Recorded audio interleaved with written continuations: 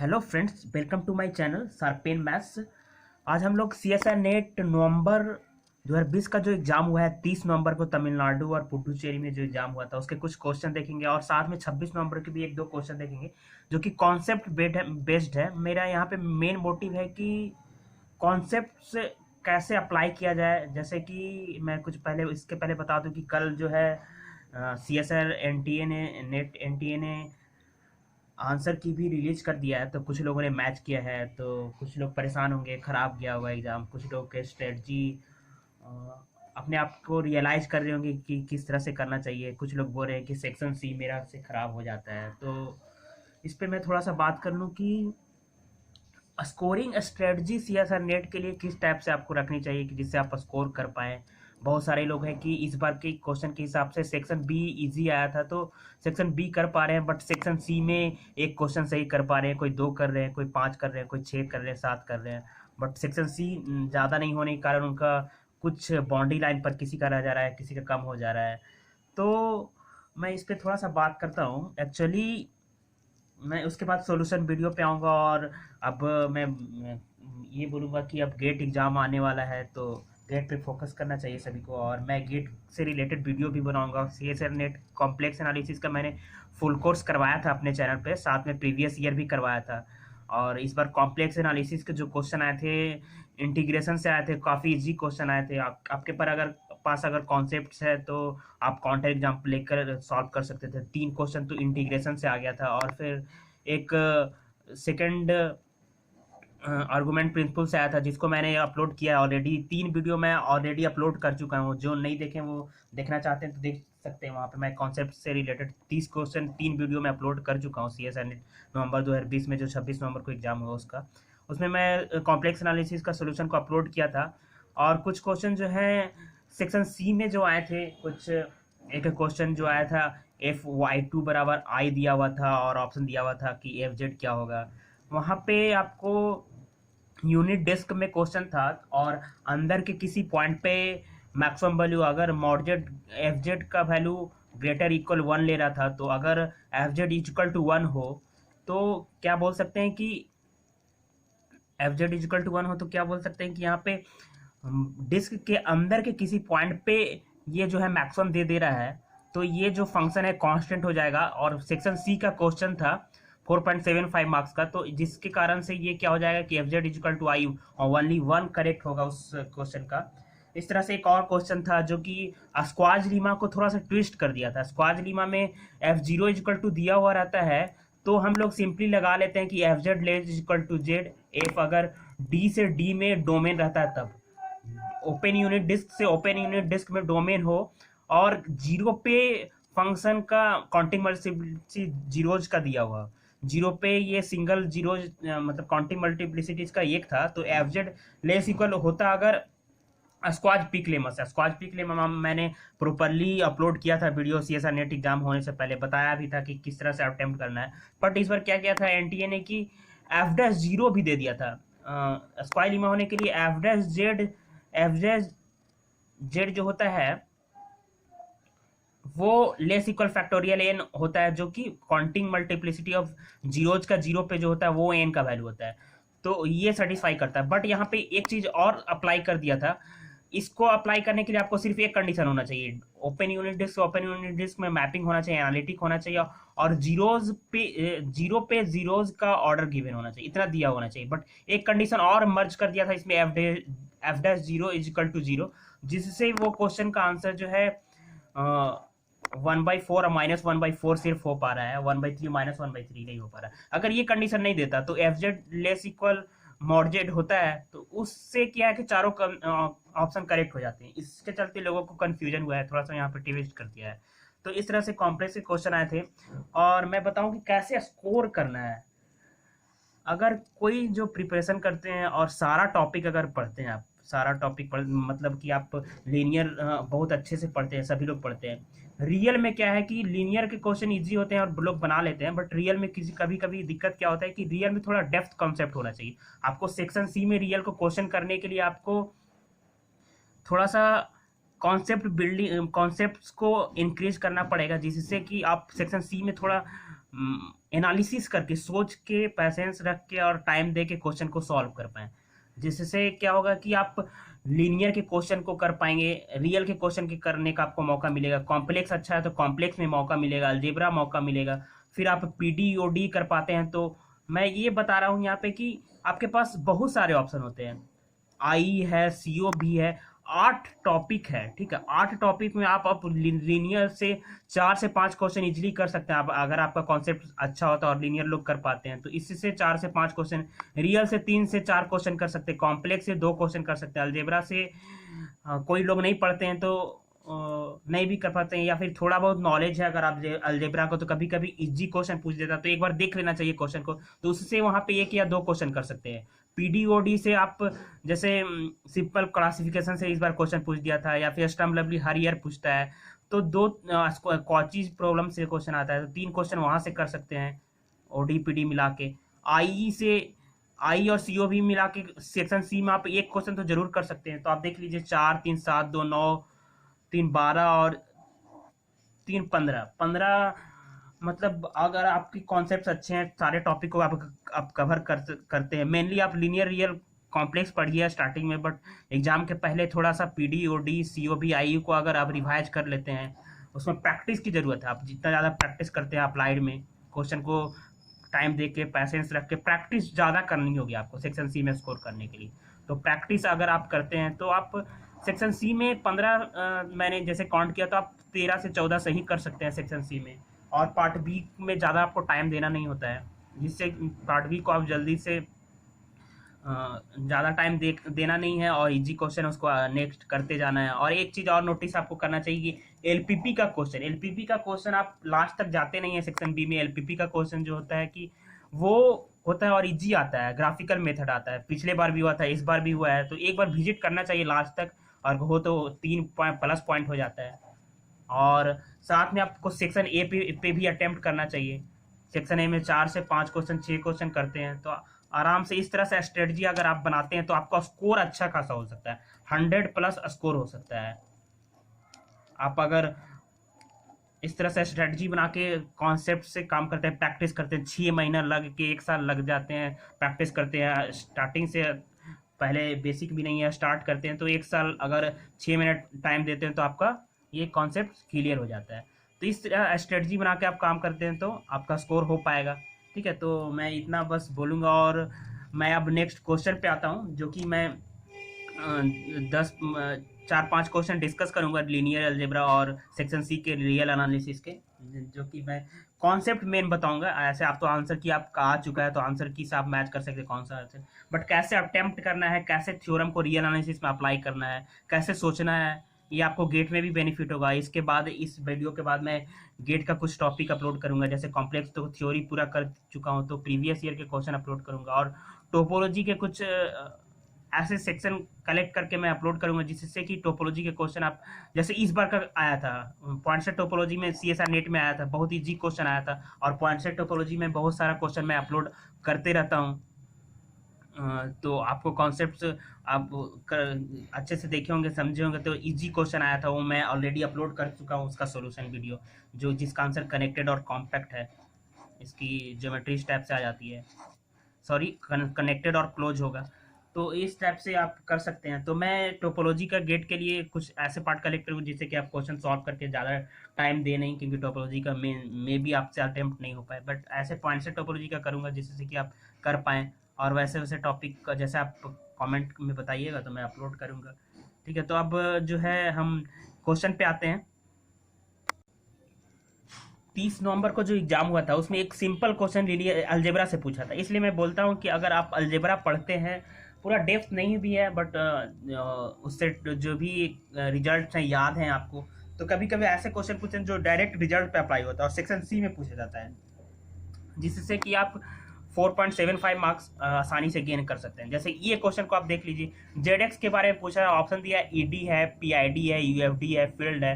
तो देखिए जेड क्या होता है, पहला नंबर ये 2x इस टाइप के आइडियल से जनरेट हो सकता है, तो प्रिंसिपल आइडियल, सारे आइडियल इसके प्रिंसिपल आइडियल नहीं है, तो जेड जो है पीआईडी नहीं होगा, ठीक है। पीआईडी होने के लिए प्रिंसिपल आइडियल होना चाहिए, बट 2x से ये जेड जनरेट हो सकता है। Set of ring of all polynomial, इसका कोफिशिएंट इंटीजर से हो, तो पीआईडी नहीं होगा। यूएफ फील्ड के बारे में पूछा है, ईडी के बारे में पूछा है, तो F x is field, field तब होता है जब एफ क्या होना चाहिए, ED, sorry F x ED, F x is ED if F is field, but यहाँ पे जेड फील्ड नहीं है तो ईडी नहीं होगा। अब ईडी नहीं होगा तो फील्ड नहीं होगा।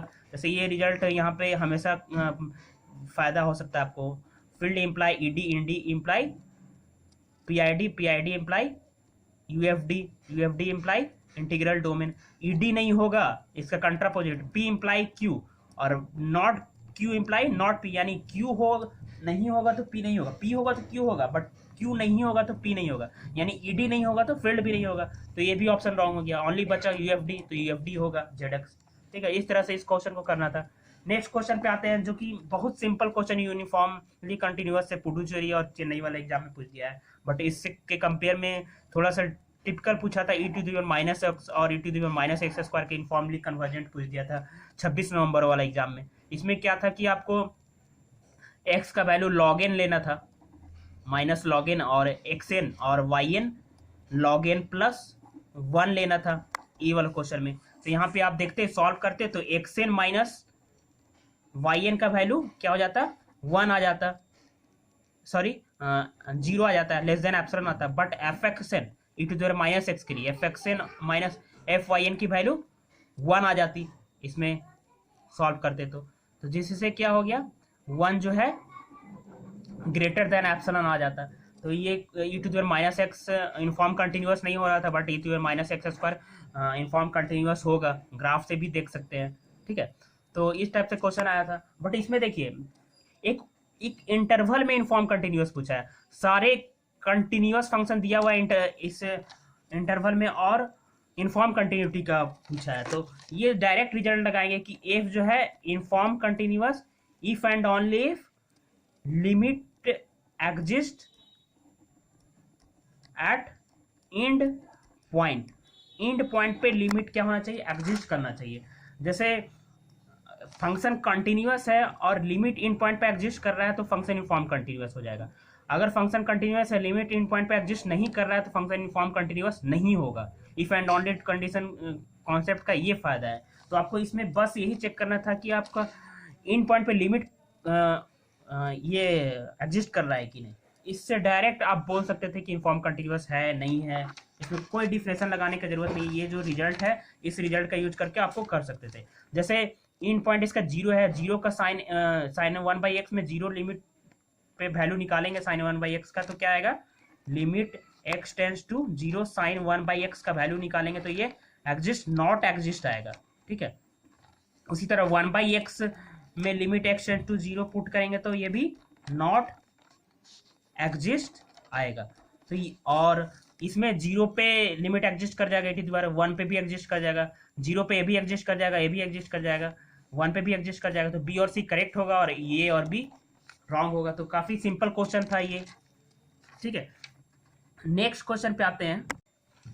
ये जो क्वेश्चन है 26 नवंबर में पूछा गया था, 26 नवंबर वाला एग्जाम में, बट काफी simple system of linear equation से क्वेश्चन था, उसके कॉन्सेप्ट पे क्वेश्चन थे। और सेक्शन सी का क्वेश्चन है 4.75 मार्क्स का। देखते हैं क्वेश्चन क्या बोल रहा है।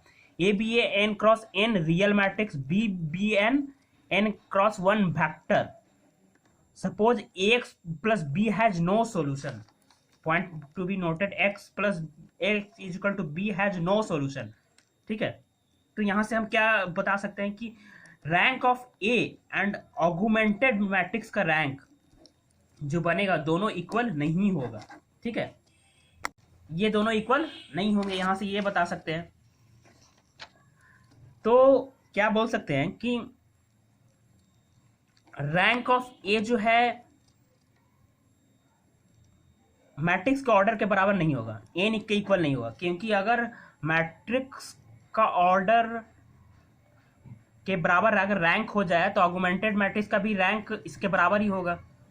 ठीक है, ऑगुमेंटेड मैट्रिक्स बनता है, इसके सिस्टम के इक्वेशन को कोफिशिएंट लेते हैं और जो बी वेक्टर दिया हुआ था उसको लेते हैं। तो इसका जो रैंक होता है अगर इसका रैंक फुल रैंक हो जाए, ऑर्डर के बराबर हो जाए, तो ऑगमेंटेड मैट्रिक्स का भी रैंक उसके बराबर होगा, जिसके कारण हम बता सकते हैं कि रैंक ऑफ ए एन के बराबर नहीं होगा, ऑर्डर के बराबर नहीं होगा। ठीक है, यानी rank of A less than N होगा। यहाँ से एक चीज तो क्लियर हो गया।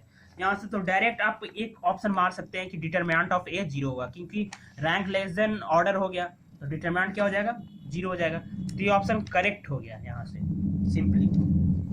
अब देखिए, फर्स्ट ऑप्शन बोल रहा है कि there exist an cross one vector C such that x plus x is equal to C has a unique solution. X is equal to c, c कोई वेक्टर है, कोई एक एग्जिस्ट कर जाएगा जिससे कि x is equal to c, x is equal to c का unique solution होगा। तो यूनिक सॉल्यूशन का मतलब क्या होगा, यूनिक सॉल्यूशन का मतलब हो गया कि rank of A is equal to N बराबर रैंक ऑफ ए सी से ऑगमेंटेड मैट्रिक्स जो बनेगा वो बराबर होना चाहिए, ये होगा तभी यूनिक सॉल्यूशन होगा। बट रैंक ऑफ ए तो यहाँ से हम लोग क्वेश्चन अकॉर्डिंग टू क्वेश्चन देख पा रहे हैं कि लेस देन एन हो रहा है, इक्वल टू एन कभी होगा ही नहीं। तो ये दोनों इक्वल भी नहीं होगा, एन के बराबर नहीं होगा, यानी नंबर ऑफ वेरिएबल और ऑर्डर बराबर नहीं होगा, रैंक के बराबर नहीं होगा। ठीक है, रैंक जो है ऑर्डर के बराबर नहीं होगा या नंबर ऑफ कॉलम्स के बराबर कभी नहीं होंगे। तो ये बराबर नहीं होंगे तो आगे की बात ही नहीं होगी इसके बारे में कि यूनिक सॉल्यूशन होगा। यूनिक सॉल्यूशन सबसे पहले तो रैंक मैट्रिक्स का ऑर्डर के बराबर होना चाहिए, सॉरी नंबर ऑफ कॉलम्स के बराबर होना चाहिए। यहाँ पे हम ऑर्डर इसलिए बात कर रहे हैं क्योंकि ये जो है स्क्वायर मैट्रिक्स गिवन है। ठीक है, तो ये ही बराबर नहीं हो रहा है तो आगे बात ही नहीं करेंगे यूनिक सॉल्यूशन का। तो फर्स्ट ऑप्शन क्या हो गया, रॉन्ग हो गया। सेकेंड ऑप्शन बोल रहा है कि there exist infinitely many vector C such that ax plus C has no solution. ax plus ax is equal to C has no solution. Rank of a less than n है, suppose that rank of a n minus one, और rank of augmented matrix बहुत सा ऐसा सी मिलेगा जिसके लिए rank of augmented matrix क्या होगा, rank of augmented matrix N के बराबर होगा। यहां से बता सकते हैं कि ये नो सॉल्यूशन बहुत से वेक्टर के लिए मिल जाएगा, तो ये ऑप्शन क्या हो जाएगा, करेक्ट होगा। If y is the first column of a, x is equal to y has unique solution. तो इसको आप एक एग्जांपल लेके कर सकते हैं, ऐसा होगा क्या, बोल रहा है कि y is the first column of a। ठीक है, मान लिया ऑगमेंटेड मैट्रिक्स सपोज ए है 1 0 0 0 0 0 0 1, ये जो है ये है ए मैट्रिक्स। ठीक है, और हमें वाई क्या लेना है, फर्स्ट कॉलम के बराबर 1 0 0 लेना है। अब देखिए रैंक ऑफ ए कितना है, 2 है। रैंक ऑफ ऑगमेंटेड मैट्रिक्स क्या होगी, ए वाई की वैल्यू, ऑगमेंटेड मैट्रिक्स क्या होगी, रैंक। देखिए इस एग्जांपल के लिए इसका रैंक जो है भी 2 होगी, एन से लेस है, तो यहां से बोल सकते हैं कि यूनिक सोल्यूशन, हाँ यूनिक सोल्यूशन तो होगा ही नहीं, क्योंकि रैंक ऑफ ए तो लेस देन एन ही आ रही है, तो यूनिक सॉल्यूशन नहीं होगा। एन के रैंक जो है ऑर्डर के बराबर नहीं हो रहा, नंबर ऑफ कॉलम के बराबर नहीं हो रहा। सी रॉन्ग हो गया, यानी बी और डी इसके करेक्ट ऑप्शन होंगे। तो काफी, अगर सिस्टम ऑफ लीनियर का कॉन्सेप्ट आपको क्लियर है तो ये क्वेश्चन इजीली आप 4.75 मार्क्स गेन कर सकते थे। ठीक है, अब नेक्स्ट एक दो क्वेश्चन और देखते हैं। ये जो क्वेश्चन है 26 नवंबर वाले एग्जाम में आया था, पार्ट बी का क्वेश्चन है। ठीक है, तो मैं कोशिश कर रहा हूँ कि all total question CSR net में जितने पूछे गए सारे के सॉल्यूशन दे दूँ। अभी 3 वीडियो ऑलरेडी अपलोड कर चुका हूँ 30 क्वेश्चंस के। तो ये नेक्स्ट है, A be N cross N matrix such that set of all its positive non zero eigen value has R element. ठीक है, ये ऐसा मैट्रिक्स है कि जिसका नॉन जीरो आइगन वैल्यू का नंबर जो है आर है। ठीक है, तो which of the following are true. ठीक है, फर्स्ट ऑफ ये बी का क्वेश्चन है, तो आप 3 डिस्कार्ड कर देते हैं तो पता चल जाएगा कौन सा ऑप्शन सही है। जैसे first option rank of A less equal r, if r is equal to 0 the rank of A less than A minus 1, rank of A greater equal r, third option है। A square has r distinct eigen values, D option है। तो इसको हम लोग example counter example से लेके करते हैं। जैसे मैक्सिमम क्वेश्चन इस पर सीएसआर नेट काउंटर एग्जांपल लेने से बहुत सारे लीनियर अलजेब्रा के क्वेश्चन इजीली बन जा रहे थे। तो आप अगर प्रैक्टिस ज़्यादा करते हैं, प्रैक्टिस से काउंटर एग्जांपल आपको माइंड में जल्दी आता है। जितना ज़्यादा प्रैक्टिस करते हैं आप उतना जल्दी क्वेश्चन सेक्शन बी के कर सकते हैं, इजीली कर सकते हैं, कम टाइम में कर सकते हैं। तो ये क्वेश्चन को भी इसी तरह करते हैं। जैसे ये अगर ये मैट्रिक्स इस तरह से ले लिया मैं, ये 0 0 0 0 1 0, ठीक है। तो इसके आइगन वैल्यू कितने हैं? नॉन जीरो आइगन वैल्यू 1 है, आर का वैल्यू 1 हो गया, ठीक है। और रैंक ऑफ ए कितना होगा? रैंक ऑफ ए 2 होगा। यहाँ से देख सकते हैं 2 नॉन जीरो, 2 पीवोट है, तो रैंक ऑफ ए 2 हो गया। और आर का वैल्यू 1, यहाँ से रैंक क्या बोल सकते हैं? Rank of A greater than r आ रहा है, तो ठीक है, rank of A greater than r आ रहा है इस मैट्रिक्स का। इसका रैंक 2 हो गया और आर का value 1 non zero eigen value है अकॉर्डिंग टू क्वेश्चन। तो ये ऑप्शन क्या हो गया? रॉन्ग हो गया, ठीक है। अगर आप ये मैट्रिक्स लेते हैं 0 0 1, ठीक है, ए का वैल्यू, तो यहाँ सेकेंड ऑप्शन के लिए काउंटर एग्जांपल मैं ले रहा हूँ, ठीक है। आर का वैल्यू 0 है और रैंक ऑफ ए कितना है? रैंक ऑफ ए 1 है, और बोल रहा है कि रैंक ऑफ, अगर आर इक्वल टू 0 होगा तो rank of A less than N minus 1 होगा, ये बोल रहा है। तो एन माइनस 1 की वैल्यू कितना आएगी? 2 है एन का वैल्यू, तो एन माइनस का वैल्यू 1 आएगा, यानी 1 लेस देन 1 बोल रहा है, ये सही नहीं है। तो ये स्टेटमेंट, ये ऑप्शन भी रॉन्ग हो गया। डी ऑप्शन के लिए बोल रहा है कि A square has r distinct non zero eigen values. अगर आप ये मैट्रिक्स ले लें जिसका स्क्वायर करने पे डिस्टिंक्ट ना बने, जैसे 1 -1 0 0 ले लें ए, तो ए स्क्वायर क्या आ जाएगा? आइडेंटिटी मैट्रिक्स आ जाएगी, ठीक है।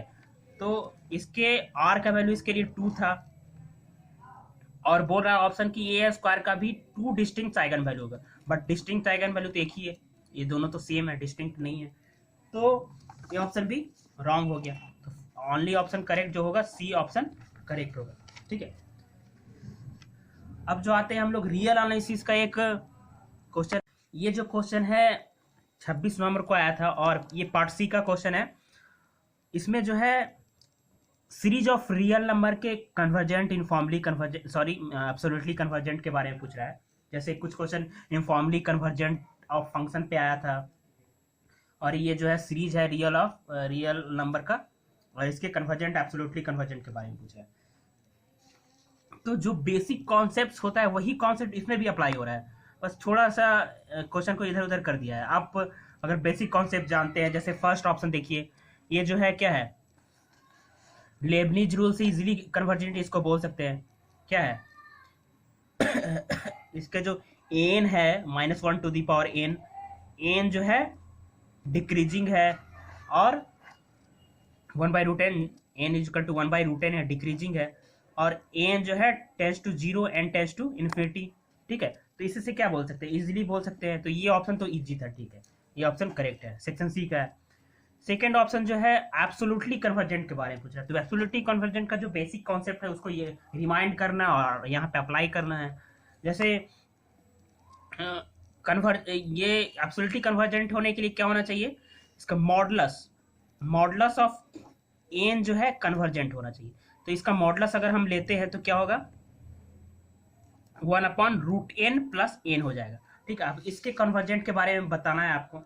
ये अगर कन्वर्जेंट हो जाएगा तो एब्सोल्युटली कन्वर्जेंट, अगर ये कन्वर्जेंट नहीं हुआ तो रॉन्ग हो जाएगा एब्सोल्युटली कन्वर्जेंट वाला ऑप्शन। तो इसको आप सिंपली लिमिट कंपैरिजन टेस्ट से इसको सॉल्व कर सकते हैं। n अगर इसमें कॉमन लेते हैं तो क्या होगा? 1/√n प्लस 1 हो जाएगा। यहाँ पे आप an का वैल्यू 1/√n ले लीजिए और bn का वैल्यू 1/n ले लीजिए। तो ये क्या होता है? n/bn का लिमिट नॉन जीरो हो, फाइनाइट हो, तो क्या होता है? n एंड bn डाइवर्ज और कन्वर्ज टुगेदर हो जाता है, साथ में हो जाता है। तो ये कॉन्सेप्ट यहाँ पे लगाएंगे हम लोग। तो n और bn, तो ये लगाइए n/bn, ठीक है। तो bn का वैल्यू क्या है? 1/n है। 1/n क्या है? पी टेस्ट से यहाँ से बोल सकते हैं कि डाइवर्जेंट है, डाइवर्जेंट, और n bn limit N tends to infinity पे इसकी वैल्यू निकाल लेते हैं, क्या हो जाएगी, N upon one plus root N plus one, N से एन कट गया, इसकी वैल्यू वन आ गया और नॉन जीरो आ गया, फाइनाइट आ गया। ठीक है, तो यहाँ से नॉन जीरो है, फाइनाइट है, तो अगर बी एन डाइवर्ज कर रहा है तो पूरा सीक्वेंस सीरीज भी डाइवर्ज करेगा। तो ये जो है मॉडुलस इसका जो है कन्वर्जेंट नहीं हुआ, तो ये एब्सोल्युटली कन्वर्जेंट नहीं होगा। ठीक है, अब थर्ड ऑप्शन में आते हैं। थर्ड ऑप्शन जो है ऐसे है, इसको थोड़ा सा आप सेपरेट कर लीजिए तो क्वेश्चन को सॉल्व कर पाएंगे। क्या करना है, ये जो है आपको इसको सेपरेट कीजिएगा तो क्या होगा, root N upon 3/2 plus minus 1 to the power N root N upon N to the power 3/2 plus log N upon N to the power 3/2। ठीक है, ये क्या है, इसकी वैल्यू 1/n आएगी और ये जो सीरीज है प्लस ये आ जाएगा। अब देखिए ये सीरीज क्या है, डाइवर्जेंट है पीटी से, और ये सीरीज जो है कन्वर्जेंट होगी किससे, लैब्रिस्टेट से। तो डाइवर्जेंट प्लस कन्वर्जेंट क्या हो जाता है, डाइवर्जेंट हो जाता है सीरीज। तो ये सीरीज कन्वर्जेंट बोल रहा है, ये बट डाइवर्जेंट आ रहा था, ये ऑप्शन इस तरह से रॉन्ग होगा। ठीक है, इस क्वेश्चन का फोर्थ ऑप्शन ये था, series -1 to the power n root N multiply किया था प्लस 1 इज कन्वर्जेंट। तो इसको भी सेपरेट करके आप चेक कर लीजिए, दो सीरीज बना लीजिए ऐसे करके, -1 to the power n root N upon n to the power 3/2 plus 1 upon n to the power 3/2, इसका समेशन n ग्रेटर देन 0, ये सीरीज बन गया। अब ये सीरीज क्या होगा, ये सीरीज लेबनिज से कन्वर्जेंट है, अल्टरनेटिंग सीरीज है, और ये भी पी टेस्ट से p का वैल्यू 3/2 है ग्रेटर देन 1, तो ये भी सीरीज कन्वर्जेंट है। सम ऑफ सीरीज कन्वर्जेंट सीरीज क्या होगा, कन्वर्जेंट होगा, तो ये ऑप्शन करेक्ट होगा, यानी 1/4 इसका करेक्ट ऑप्शन था, 1/4 इसकी करेक्ट ऑप्शन थी। ठीक है, आई होप ये आपको क्लियर हुआ होगा। तो आप किसी तरह का क्वेश्चन आपको माइंड में हो, डाउट हो, कुछ पूछना चाहते हो तो कमेंट सेक्शन में कमेंट कर सकते हैं, और मेरे चैनल पे नए हैं तो चैनल को सब्सक्राइब कर सकते हैं, प्लेलिस्ट विजिट कर सकते हैं कि मैं किस किस टॉपिक पे वीडियो अपलोड करता हूँ, और क्या कॉम्प्लेक्स एनालिसिस अपलोड कर चुका हूँ टोटल, और पॉइंट सेट टोपोलॉजी पे मैं बहुत सारा सोल्यूशन वीडियो अपलोड किया, और रियल एनालिसिस पे, लीनियर अलजेब्रा पे, फील्ड थ्योरी पे, तो आप प्लेलिस्ट विजिट कर सकते हैं एक बार। तो थैंक यू फ्रेंड्स।